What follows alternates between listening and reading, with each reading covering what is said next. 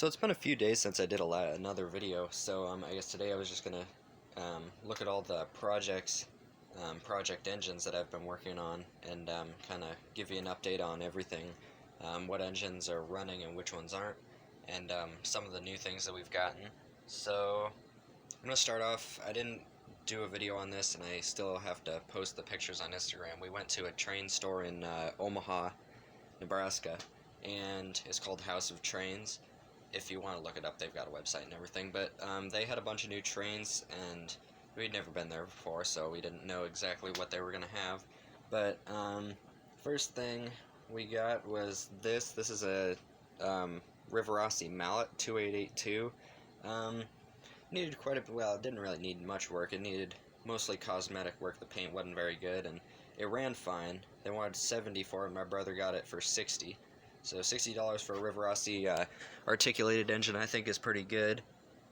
And it runs really nice. It's got a light and everything. Had to touch up the silver paint because somebody had painted like the sides silver there, and on the front, not focusing very well, but there we go. And then, so that one's a new one. And then some that need to be worked on. This is the AHM Spirit of 76. I don't think I've ever shown that one either. I got it for free in a lot, but that one needs a new motor. So I've got some on order from eBay, some of those cheap 5-pole ones that everybody's talking about. Ordered 4 of them, but they're gonna take a while to get here, is what it said, and it's been a few weeks, I think, already. So hopefully they show up soon, but I'm not really expecting them to be here very quickly. And then the Lionel GP7 or a GP9, I don't know which one this is, the Northern Pacific one.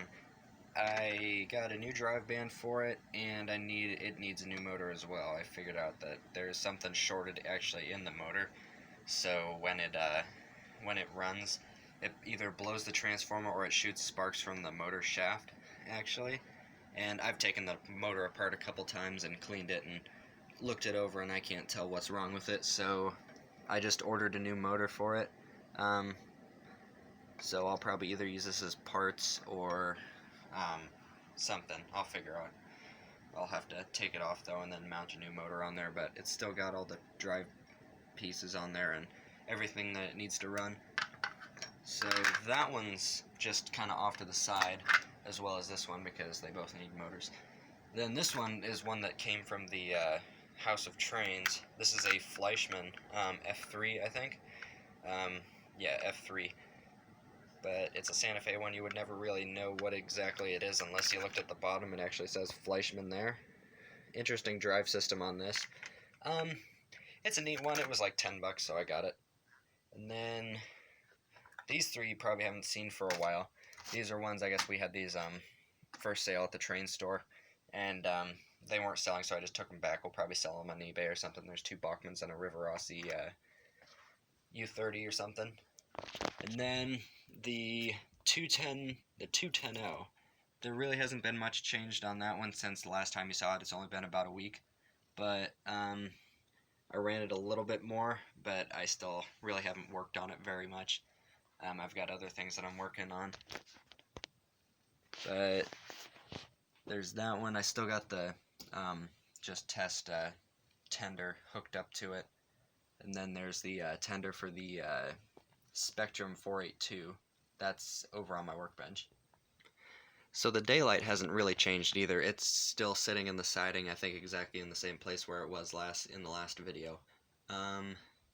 Yeah, still hasn't changed. I'm gonna have to figure out something with the way that it, with the contacts on it, especially the one going from the engine to the tender. It's got a brass connector to connect the 2, but if that was on there, I would short the it would short the engine. So I had to use I had to make a plastic one that was temporary, but I've got some plans for it on how I'm gonna work on it. So that'll be probably a future project for now. So over at the actual workbench, it's kind of a mess, but main one, this is one that came from the House of Trains, so this one's pretty new. I think I got 4 engines at the House of Trains, 2 O gauge and 2 HO ones.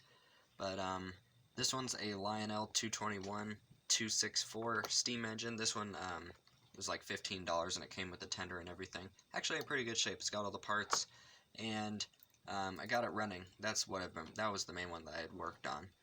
Then this one has also been one that's that's been an interesting project. This is another Fleischmann. It's a 282 American steam engine.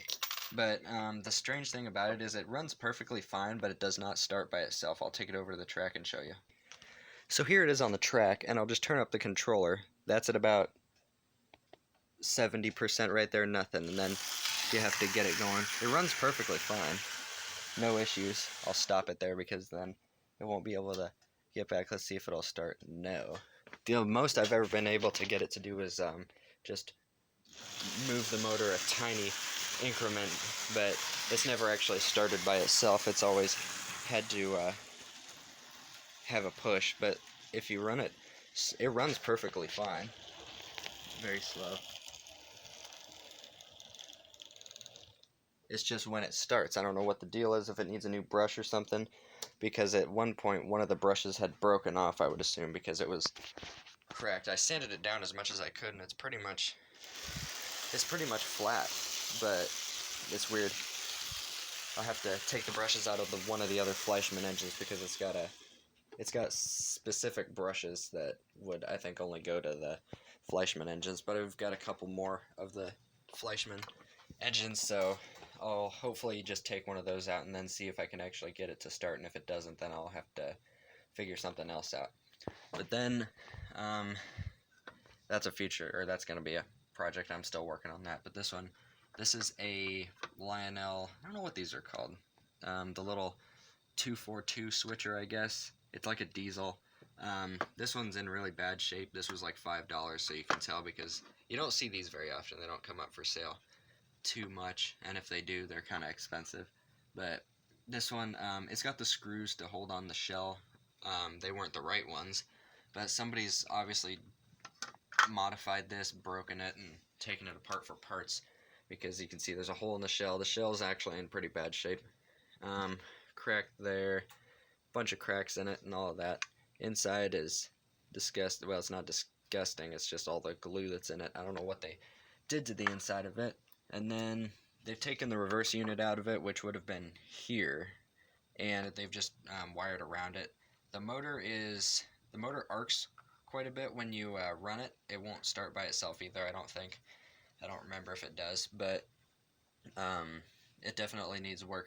So that one I haven't really worked on it yet. I cleaned the motor, but it still arcs, so I'm going to have to actually take the motor apart on that one. And there's no couplers either, so I'm going to have to figure out something to do with that. Maybe I can find another one that I would use for parts. There's the shell for the parts tender on the test tender on the 210. Then the wooden Rock Island rocket kit. Really, it hasn't changed too much. I've worked on the motor a little bit to get it to fit properly, but it still needs a lot of work. I just put a Tyco motor in there is what I was going to use, because the old motor was garbage. So over here, got a couple slot cars. Gonna work on those too, especially that one I really like. Those came from the House of Trains as well. Then there's the tender for the actual tender for the 210. This one, I got all the paint really pretty much off of it, but I'm gonna have to paint it because the brass is very discolored and I don't want to sand all of that. So we'll work on that, and then there's all the parts for it as well.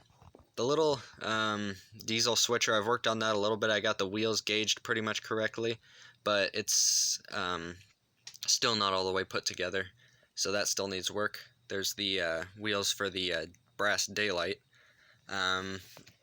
Over here, there's parts for the General Electric fan that I'm working on, which is down there, the brass blades, and then the motor. It's almost put together. And then there's the little 040 switcher. It still has the cracked gear. I've been working. It's very hard to cut through, so that one has pretty much just been a pain to do. Then those I don't have any plan for, the two metal shells. And then the Spectrum 482 is still not really, I haven't done anything to that at all. It's been a couple weeks. And then the GP39, or the GP38-2 Athearn one that's going to be the Mark train. I haven't done anything with that either. I still need to work on paint.